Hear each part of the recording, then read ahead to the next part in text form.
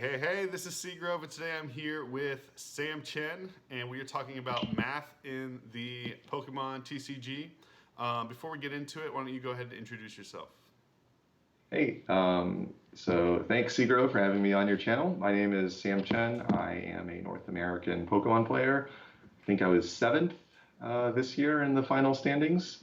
So hopefully we're all preparing for Worlds and hopefully I do well there and I can have a different accomplishment to talk about in a couple months. Sounds good. So, we're talking about math in the TCG. Why don't you just get us started with some basic stuff about like how you think about math in the game? Yeah, sure. So math and it's a lot. It's a very broad topic, and I'm kind of excited to talk about this because when you first messaged me saying if I wanted to do this video, I'm like, oh, this is right in my wheelhouse. This is stuff I love thinking about. And I think for the real basic like example I always give for how math is used in the TCG is, for example, if your opponent sycamored to 7 cards and then played their hand down to 2 cards. Well, chances are they're going to have a supporter for the next turn because it's really the odds of them having a supporter card is the odds of them having a supporter card in a full hand of 7. Right. Because they had 7 cards, let's say they played 5 cards down, they obviously cannot play a supporter. So I don't know if some of the audience knows the Monty Hall problem, but it's sort of like the person opening the doors has prior knowledge of what's behind the Right. door. So it's that's sort of the person playing the cards has knowledge of what's in his hand, and when you're his or her opponent, you don't have that knowledge. So if your opponent played a Sycamore and then played down to 2 cards, and you need to play a card like N, which allows both players to reshuffle their hands in their decks, then you shouldn't be afraid to play that N because odds are your opponent had a continuation next turn anyway. So if you needed a critical choice band to take a knockout, don't be afraid to play the N that turn. Whereas in a different situation, if your opponent only had 2 cards in hand, you might make a guess as to whether they have a supporter. Maybe you don't play your N in that situation and hope they dead draw and take a risk that they're dead drawing. So that's like a real basic example. Another good example this year was there was a lot of discussion in the middle of the season when there was Vikavolt and Tapu Bulu was used together in a deck. I think maybe it was February and March. I know Alex Hill got top 4 with it at a regional, and it was a pretty popular deck. And there's a debate between 2 versions of that deck, right? I think one proponent of the deck was Rukon, and his idea to play a lot of Bridget in Tapu Bulu. Actually, I'm not sure if he wanted to play a lot or some, but I think it was yeah, 3. basically he was an advocate for Bridget in that deck, and then there's someone else, Peter Kika, who is an advocate for playing Nest Ball and trying to play another supporter called Lily on turn 1 instead of Bridget. So I think if you think about the math, there were different angles to look at that problem, right? Rukon published an article on PokeBeach laying out basically the groundwork of, okay, so playing 3 or 4 or 2, however number of Bridgets, this is your chance of getting a turn 2 Vikavolt in play. Right. And so if you want to maximize your odds of getting a turn 2 Vikavolt, you play the Bridget version. What Peter was saying was that, well, Nest Ball gives you a continuation. So you might not get turn 2 Tapu Bulu as frequently, but if you play Nest Ball, it allows you to play a different supporter on turn 1 to try to hit the turn 2 Tapu Bulu, and then, or sorry, turn 2 Vikavolt, right, and then continue play and have other resources you might need, like Guzmas or energy recyclers to continue the game. And so I actually did a lot of testing with that deck. Earlier in the season, I wanted to play it for Vancouver regionals, and thankfully I didn't, but I had played the Bridget version back in, I guess, in October and November, and then I tried the Nest Ball version, and I actually, this is an area where you can't really make an exact math calculation for how often you're going to dead draw on turn 5 or turn 4 with Vikabulu. Right. But that's like when you're testing, that's something you think about. When you test the deck, you think about, okay, how often when I play the Bridget version am I dead drawing on turn 2 or 3? And this is less of it becomes less of a mathematical problem, more of getting a feel for the probability of certain hand compositions middle game. So I ultimately like the Nest Ball version for that reason. Not to say that Rukon was wrong or anything. I think it's just, I thought having a continuation, and I played Vikabulu at multiple Elite Cups, and I thought having, lowering your chance to get a Vikavolt turn 2, but increasing your chance to have a good continuation on turns 3 and 4, I felt that the Nest Ball version was better in my mind. Sure. So that's also something something math related, I guess, Yeah. some basic math related stuff that was talked about a lot this year. Okay, well, we already sort of touched on it, but talk more about deck composition and building your deck. How does math go into your card choices and your numbers and such? Yeah, that's a great question. So, a good example of that is, I think a good example of that is when Azul played his 11 basic fighting energies in his Latin America International Championship second place Buzzwole Lycanroc list. And he played 11 instead of the standard 9 or 10 fighting energy that people were on. That I guess was the popular list for the Oceania International Championship. And so I actually did some calculations after Latin American Internationals to see what the odds of hitting an elixir on like a mid game, making some assumptions about my deck. So like, let's say you've already attached a couple and you prized one. Like middle game, what's the difference between starting with 11 versus 9? And I actually found that if you play 11 fightings, like your first elixir, if it's like turn 3 and you once again attached 2 and like prized 1. You whiff elixir like 10% of the time, whereas if you'd only play 9, you whiff elixir between 20 and 25% of the time. Obviously, I made some assumptions about the number of cards in your deck, and so I don't know if Azul actually sat down and calculated the odds and decided that 11 was the right number, or if he did it based on feel. But certainly, like that's an area where there's like an answer of okay, like if you put an extra card, a basic fighting in your deck, the odds are this hitting an elixir, versus if you don't have it, then the odds are this. So I actually played Azul's list in Toronto, his exact 60 from Latin America in Toronto, and got a top 16 with it. So obviously I was a big proponent of higher chances of hitting elixir early game. So I think most top players this in the past 2 years have done some elixir math on an Excel spreadsheet or on by hand at one point or another. So I think that's a great example of a deck composition question. Also, another deck composition, another area where math comes into deck composition is really planning what your deck is, what cards are left in your deck in the middle game. So obviously there's some easy examples, right? Like sometimes you want a super rod because you discarded too many energies to an early sycamore. Like that's obvious, or too many basic energies to an early sycamore. Other times it comes down to, okay, I have a prize lead, and in my hand is like a Sycamore and Cynthia, right?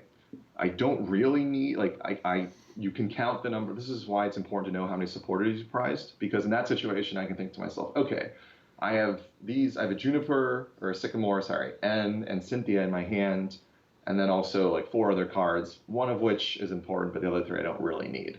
So should I Sycamore here, get rid of 7 cards, and then draw a new hand, just so that those 7 cards I'll never see again for the rest of the game, and I have a better odds of hitting my Guzma later on to my opponent's ends?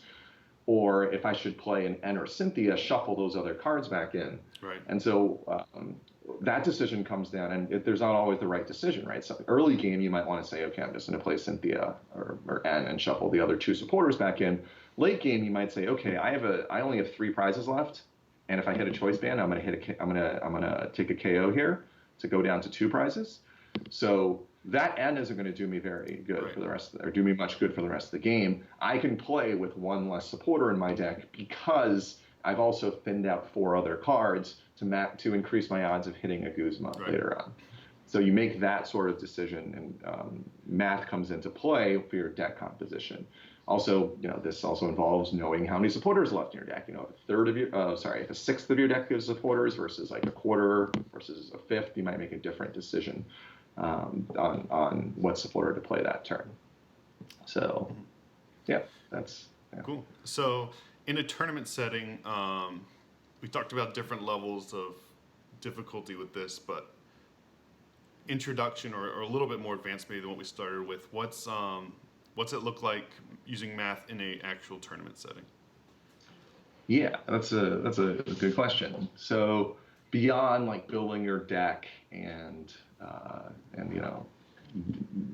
guess deciding what supporter to play, I think there's the one major application of math in tournament setting that I haven't talked about is actually doing damage. Right. I think that's like the very basics of tournament play, is trying to piece together knockouts. Obviously, we have some formats that lean more towards one-hit KOs, and then we have some formats where there's more two-hit KOs, or trying to piece together knockouts, or where spread decks are more viable. And there's cards this year like Tapu Koko and Buzzwole GX that did spread damage. Latios does as well. Latios was in, obviously, the NAIC winning list to do 30-30. It was good against Buzzwalls.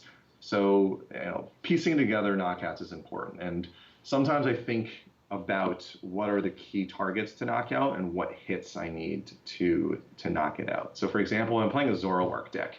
Let's say Zoropod, right? I know that my damage cap, if I don't run Kukui or anything like that, or Lurantis, is 180 on a GX with the Lysopod's GX attack and a choice band. So I know that's my damage cap of 180. So maybe I knock out a Lele with it. Right. But every single other instance, my damage cap is 150 with Zoroark or Golisopod, or without a choice band, it's 120. So figuring out the math that way. So for example, there was a game I played with Zoropod at a League Cup where I was trying to play around my opponent's parallel city. So if I used Armor Press that turn without a choice band, then I only do 100 damage, and then if he parallel city'd me, next turn I wouldn't be able to get the knockout, with putting the minus 20 damage side toward me. Right. So what I did was I basically dug for a double puzzle to try to get one of my choice bands back to do the damage this turn. Okay. So that even no matter how he played the parallel city, I would get a knockout next turn if he wanted to attack with his active. So it forced him to retreat. It forced him to play a little differently. Another example, I played at Memphis. I played Zoroark with two Kukuis, and one thing I would do is I would play. Let's say I was low on resources, and to prevent like the end parallel play against me again, I would unnecessarily play a Kukui to do 140 to their Zoroark with my Zoroark. Okay. And I say unnecessarily because it's still a 2-hit KO if I do 120 twice, but I chose to do 140 because if he played Parallel City on me, limiting my bench to 3, I can still do 80 damage, and that's 220 for the knockout. So it wouldn't require me to find a Field Blower, which I didn't have in hand that turn. So it's thinking one step ahead. What are the things your opponent can do to make your 2-shot into a 3-shot? Cool. And also on your end, sometimes it's about making decisions to turn your opponent's 2-shots or into 3-shots, or 1-shots into 2-shots. So I know I'm mentioning Parallel City a lot. I should attempt to give another example. But back in the day when there were cards like Eviolite and Hard Charm that were run, this is before we had nice damage modifiers like Choice Band. Oftentimes it came down to digging for the Eviolite, so that let's say it would be a 2-shot without an Eviolite. So you dig for the Eviolite and make your opponent have a Tool Scrapper, which is the old Field Blower, 2 turns in a row. So Okay. Eviolite, let's say they Tool Scrapper it, then you try to find a second Eviolite, so that your opponent needs 2 of their Tool Scrappers in order to take a 2-shot there. So it works on both ends. I think that's a good application of math, a very simple play. For sure. Another thing, since Zoroark is a very hot deck going into Worlds, you can maximize your odds of hitting things in a Zoroark deck by putting one of a card in the discard pile. So obviously this isn't right in every situation, but it's sometimes correct. So for example, let's say I know my opponent plays Field Blowers. Even though I don't need the choice band right now, I might attach it to a Zoroark and hit for 150 and just try to bait my opponent's Field Blowers out. So let's say they play 2 blowers. Let's say I already have a choice band and a floatstone in play. They might just be tempted to play the Field Blower right there. And that's not a bad play, because actually having access to one choice band in deck and one to the discard pile for double puzzle maximizes my odds of having a choice band the turn I need it later in the game. As opposed to, let's say adding that choice band back and keeping them both in the deck. So it's micro decisions like that, right? Do I attach this choice band unnecessarily to thin my deck before the end and to give myself the option to have one in the hand, one in the discard pile? I think most of the time, obviously it's very situational. It's very situational, but most of the time I would make that play, which seemingly be like, okay, why are you touching that choice band when you don't need to? Right. I think the more advanced stuff, actually calculating probabilities. During NAIC last year, I had a situation where I had 3 prizes left, and I intentionally played my hand down to 0 to take 2 prizes, and that's because, or this is something I think you're aware of this because I think I this is posted like about one of my this. favorite stories ever on the game. Yeah, so I basically played my hand down to 0 cards because I knew that 2 out of the last 3 cards of my prizes were VS Seekers, and I just needed a Lysander next turn to win the game. So the difference between me playing my hand down to 2, or playing my hand down to 0 unnecessarily, versus holding on to the 2 cards in my hand, is that not only when I play my hand down to 0 is it way less likely that my opponent's going to end me because he thinks that he needs to hit what he needs off the prizes, but it also helps like me thin my deck, knowing that I'm about to probably get a VS Seeker. And I thought to myself, all right, so I have a 2/3 chance of getting a VS Seeker with this EX knockout. Do I have a better than 2/3 chance of winning the game if he ends me right here and I try to draw a new hand? And I thought, no, right? Because I had one VS Seeker gone and like one Lysander in the deck. So it wasn't great odds if he had end me. I guess I would have one more. Excuse me. I was going to try, I must have misspoke. I was going to draw 1 prize. And there were 2 VS Seekers left in the prizes. So I had a 2/3 chance of getting the VS Seeker. So having that 1 card hand, your opponent almost never is going to end you because he's going to think, well, he needed to get really lucky off his prizes. But that's where like knowing the probability of drawing the VS Seeker off your prizes is huge. And so at that point, I was willing to take the 2/3 chance that I was going to get the VS Seeker and basically lose the game 1/3 of the time, because I was playing a matchup where I thought, if I don't Guzma here to win the game, or Lysander here to win the game, I'm just boned the next few turns. So sometimes you use math to help you make those decisions. Right. Something recently, a very similar situation happened very recently. When I was in Mexico, I was playing on Pablo's stream, and I was playing against Pedro Torres from Europe. Yeah. And so obviously we know he's a very good player, and I was playing Malamar against his Zoroark. And the situation was, he paralleled me to discard my bench, and I basically kept 3 Malamars on the bench, knowing that he was going to knock out my active Pokemon. And so the reason I did that was because I only had 2 prizes left, and I wanted to keep the threat of Marshadow alive. Mm-hmm. It gives me 2 turns to potentially hit Marshadow. So I kept the 3 Malamars, so the previous turn, I had made a decision that I was going to play my hand down to 0. I was going to Ultra Ball the last 2 cards in my hand for a Malamar to get the 3rd Malamar in play my hand to 0. And the reason I did that is because I knew I had a prize Rescue Stretcher and a prize Tapu Lele out of 4 prizes. And I was going to take 2 prizes that turn with Prismatic Burst. Or was it Prismatic Blast? I actually have no idea what that attack is called. Okay, good. So I had a 75% chance to hit either the Rescue Stretcher for the Lele in my discard pile, or to hit the actual Lele in my prizes. And I got one of those 2 cards. And so had I not played my hand to 0, Pedro could have ended me into a worse situation. Like if I kept my hand at 3, I took 2 prizes, and my hand's at 5, Pedro's definitely going to end me. So I have a higher chance of hitting a supporter, 75% chance. I thought and Pedro's hand was huge, so he definitely had an end. Right. I thought I had a higher chance of hitting a supporter had I played my hand down to 0 and try the 75% chance off my prizes. And then the next turn, basically I top decked the Marshadow, and I basically held my hand.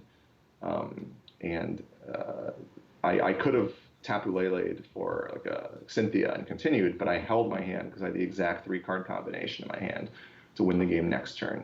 So I thought in that situation, I had a higher probability of Pedro not ending me and winning the game right there than playing the Lele down, get a Cynthia, and then try to hit the Marshadow and Guzma in a later turn. Right. That video I think is available on Pablo's YouTube channel if you want to check it out. But so it's situations like that where you think about how to piece together your not, or how to close out the game, I should say, how to close out the game by your odds of hitting certain cards in your deck or in your prizes. I think that's something I think about quite often. You can, if you watch the video, you can actually see my thought process of why I made certain plays and how it's like, you can sort of see me trying to do some math in my head, I guess. Yeah. Are you sitting there doing like when I do it, sometimes during games, I'll do like the multiplication, but I'm not doing the correct thing. Like sometimes outside of the game, I'll sit there, write down like 41 minus parentheses 46 over 52 times 45 over 51, like, or whatever. But in game, sometimes I'll do really, really bad estimations and actually multiply it out in game. That's things that are a lot easier. Are you doing that in game ever? No. Okay. Well, yes and no, right? I think if it's simple, like, what are the odds of me hitting one card in the prizes out of 4? Like, if it's really easy, I'll do that. I also, from experience, have just know some odds, like off the top of my head. So I know, like, if you have 2 cards left in a 25 card deck, you have a 49% chance of hitting off, exactly 49% chance of hitting it off a Sycamore. So that's 50-50. I know if like you have a 30 card deck, then it's like 42%. So like I know numbers like that. Okay. And so sometimes I'll look at my deck and guesstimate the number of cards left to try to make a percentage calculation. So like, yeah, so I don't know if it's memorized, but I've seen that table so much. Like if you have 3 cards in your deck with a 30 card deck, you have about a 55, is it? Yeah, about like a 55% chance of hitting it. If it's like a 25 card deck, it's like 65%. So just like knowing some of those, like 3 cards, and now I'm very unsure of myself that you're recording it on video for people to check this out later. But yeah, I think for like 3 cards, it's like if you have 20 cards, it's like 75. If you have 25 cards, it's 65. If you have 30 cards, it's 55. So like just knowing some of those benchmarks in my head prior to like going into any tournament or going into any situation helps me decide whether I should go hard for a certain knockout at a certain point, right, or a certain positional advantage. Did you mention the dangerous rogue one? No. About Pram? Oh, yeah. Okay. So, so sometimes you don't really know like the exact odds of the outcome of your play. Right. It's sort of like going back to the Vika Bulu example. Like you don't know whether playing Nest Ball or Bridget is correct until you've actually played 15 games with it and get a good feel for the deck. So oftentimes in-game decisions come down to a bit of a gut feeling, and comes down to experience and I think probability is like multiplicative, right? Right. So one thing that happens this turn, then maybe another thing happens next turn. Like you have to consider the odds of multiple things happening at multiple turns consecutively. So in round 2, fun fact, in like a few consecutive regionals, I had to play Pram in each of them, including, and you'd think that, like they're playing, for win-and-ins or they're playing in day 2, but no, in Costa Mesa and Portland, which were 2 consecutive, I think, regionals, at least consecutive regionals that I attended. Charlotte might have been in between, but I didn't go to that. I had to play Pram in rounds 1 and 2 of the tournament. So thank you very much, Tom, for giving me such good pairings. But, yeah, I played Pram in round 2 at Costa Mesa, and I had a decision whether to turn 2 Dangerous Rogue to kill a Choice Banded Rockruff. So he literally just had, I think, a Buzzwole GX and a Rockruff in play.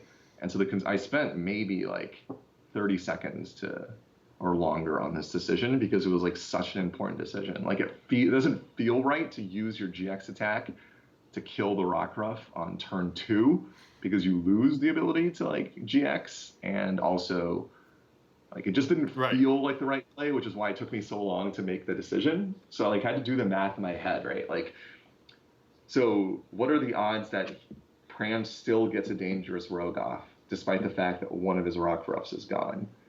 And then, so I thought, well, he could prize his Rockruff about 10%, the Rockruff about 10% of the time, and then he could Brooklet Hill for it a couple turns, but the Brooklet Hill I don't think was in play yet. So like he needed to get Remoraid out. So like the chance I could delay, I thought the odds were better of me winning if I delayed his option to Dangerous Rogue for a couple turns. And also like if I had Dangerous Rogue that turn, I can attach another energy next turn and do Claw Slash for, I think I had a strong odds. It was like 130 the next turn on his Buzzwole, which then makes it easier for my Buzzwole GX to kill his Buzzwole GX with just, Knuckle, what's the first tackle? Wow, Jet Punch. So this is before Baby Buzzwole was a printed card. So I decided to, like, I had a feel for the probability, but I just went with it. I turned 2 Dangerous Rogued. And then I asked Pram afterwards if that was the right decision. I'm like after I did, do you think that was right? And Pram said, I have no clue. So, and then we played out the game, and we ended up, I won that game. We ended up tying the match. But yeah, there's instances where it's pretty like advanced to actually calculate the probability. Like it's pretty impossible to actually calculate the probability, but you'll have to have experienced yourself and sort of use your instinct to make that call when it doesn't feel right, but you think the numbers might work out in your favor, the probabilities might work out in your favor. And there's I guess there's another more straightforward example I can give, which is Pablo and Azul did a best of 9 before NAIC, and I watched parts of it.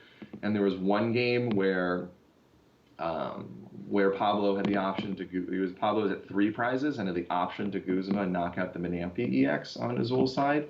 Instead, like the first few people in chat were like, "Oh, just knock out the Menampi, go down to 1 prize." But I think Pablo ended up deciding to make the right play, which is to knock out the Octillery with the Guzma, not knowing if you're going to hit your next Guzma, because knocking out the Octillery in that situation not only puts it into 2 prizes to make Menampi still an option, but it allows or it makes it harder for Azul to play N against him, because Azul could play N, but he wouldn't be able to draw back up to a full hand with Abyssal Hand. Right. So I think the probability calculation there was one of those like multiplicative probabilities that I talked about, right? So if I knock out the Menampi, like what's the odds of Azul winning the game versus if I knock out the Octillery? If I knock out the Octillery, Azul needs to hit an N next turn and then a Guzma without Abyssal Hand. But if I knock out the Menampi, Azul just needs to end me and draw better. And so like in your head, you might think, okay, killing the Octillery is correct in that situation. It's not always correct to go Octillery hunting. I've certainly made misplays where I've Guzman and Octillery and realized, I should probably hit his attacker. So these are, I guess, instances of probability in Pokemon where you basically play based on feel, and then you sort of validate your results based on what actually happened, and then you get tens or hundreds of these results, and then you're able to make better decisions in the long run. So we've had all these pretty advanced examples, a lot of them, some not, some yes. What's the takeaway? What tips do you have for newer players or even like intermediate or advanced players to take away from this? Yeah.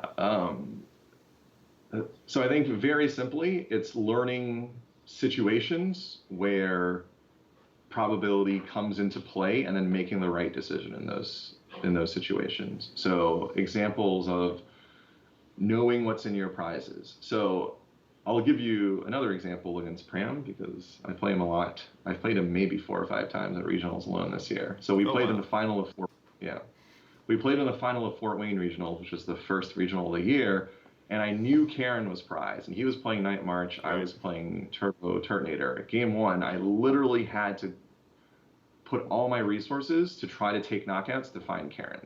So I was punting all types of resources to get to draw. Like, if I didn't draw Karen in my first 2 prizes, I'd just lose the game because I get rolled over. Right.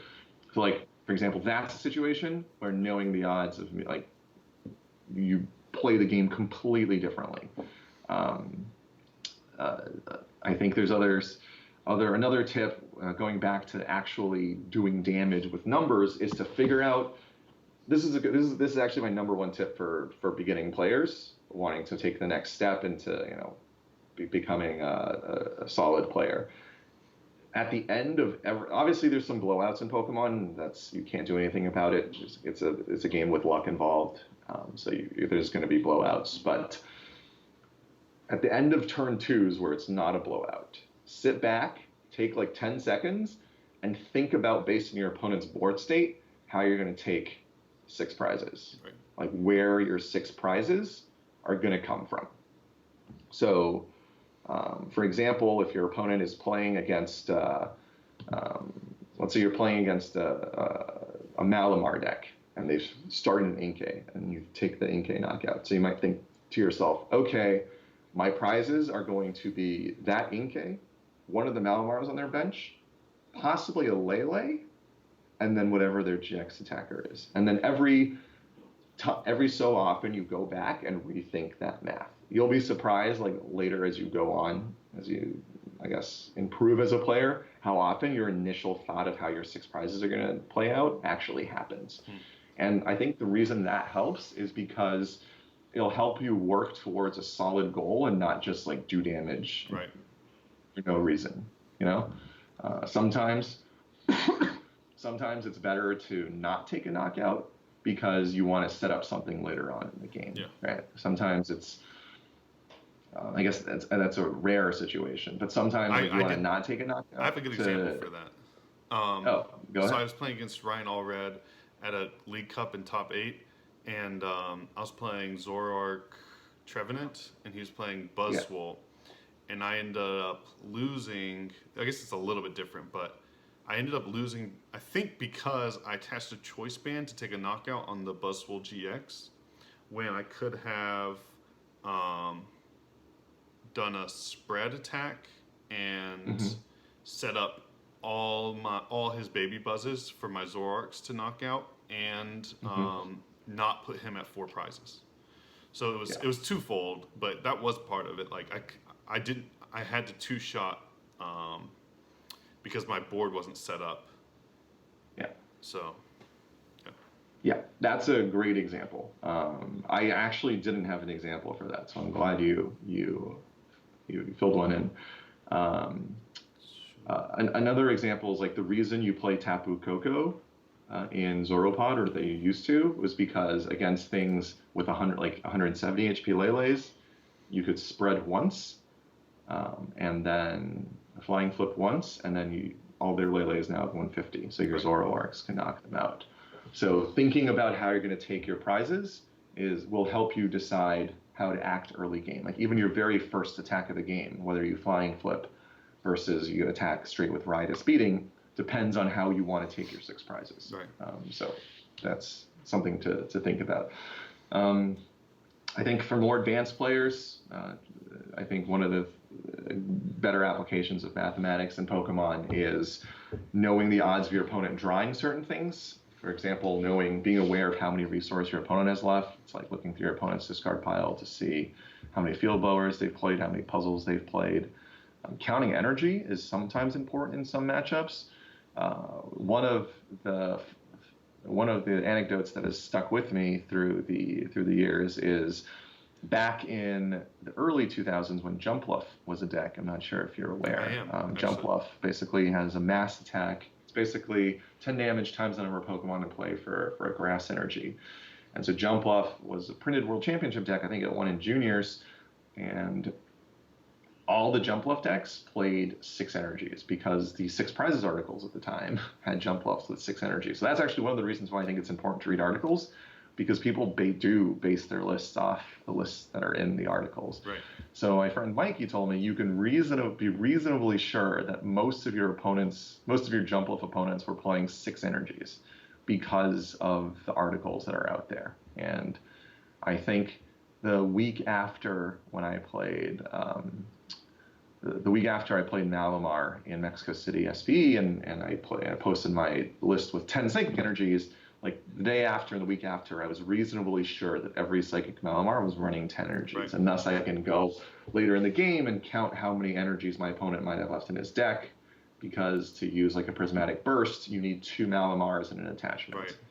Right. So like maybe sometimes it was right to end your opponent to hope they don't have an energy, and that they might need to Sycamore to get the energy, and so they can't Guzma. So Yeah, I that's think, interesting. yeah. So, yeah, and the example I gave earlier, like you don't have to be precise as I was with, the 55, 65, 75, but just knowing in general what the probabilities of having certain things in your deck. So knowing in general, if I play Cynthia here, my odds of hitting one of the two cards is X.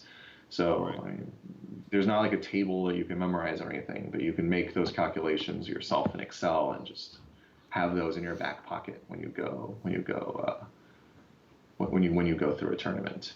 But to be fair, I still do a lot of stuff based on feel Right. when it comes down to it.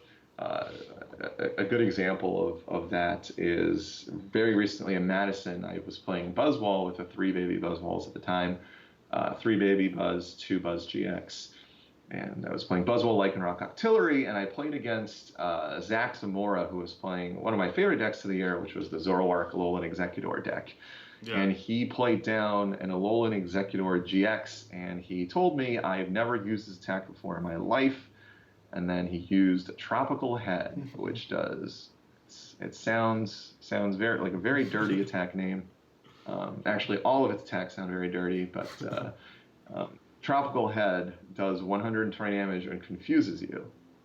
So I thought to myself, okay, do I attack through confusion? So I had 2 energy on Buzzwole GX in the active, and a lot of people were watching this game. I was like holding the 3rd energy on the Buzzwole GX, like I was holding the energy card in my hand, and like put it slightly under, and I was like, do I really have to do this? Like I was like, this is another situation where like the right play wasn't the obvious one. The obvious one said, okay, retreat, dig for a float stone, and use Jet Punch and try again next turn or something like that. Hit a Guzma next turn. But I thought to myself, okay, like am I really making this seemingly bad play and attacking through confusion? And I ended up doing it because I thought to myself, okay, let's think about the probability here. If I get the attack off, I knuckle impact or absorption. I forgot exactly what I used, but I get a knockout and I go down to 4 prizes. Mm-hmm.